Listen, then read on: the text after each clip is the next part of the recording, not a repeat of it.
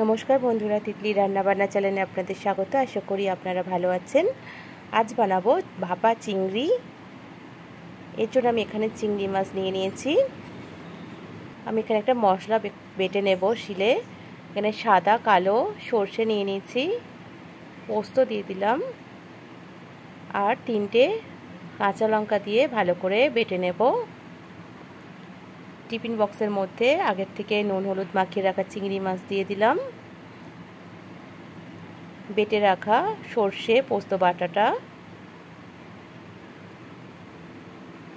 সামান্য হলুদ, আন্দাজ মতো লবণ, স্বাদ মতো চিনি আর সর্ষের তেল দিয়ে ভালো করে মাখিয়ে নেব।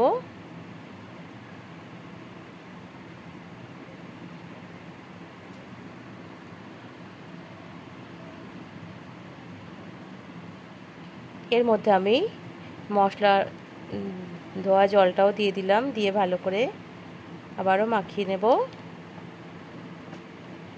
এবার উপর দিয়ে আমি 4টে কাঁচা লঙ্কা মাঝখান দিয়ে ফাটিয়ে দিয়ে দিলাম, আর কাঁচা সর্ষের তেল ছড়িয়ে দিলাম উপর দিয়ে।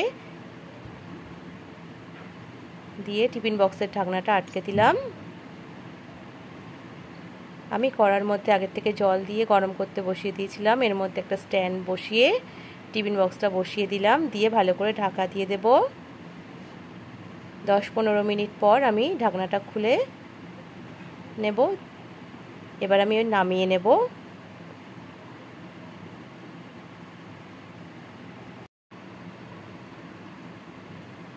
এবার আমি ঢাকনাটা খুলে দেব। দেখুন তৈরি হয়ে গেছে চিংড়ি মাছের ভাপা বা ভাপা চিংড়ি।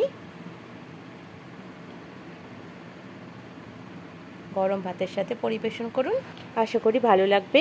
রান্নাটা যদি ভালো লেগে থাকে আমাকে কমেন্ট করে জানাবেন কেমন হলো, আর আমার চ্যানেলটিকে লাইক, শেয়ার অ্যান্ড সাবস্ক্রাইব করে দেবেন। পাশে থাকার জন্য ধন্যবাদ।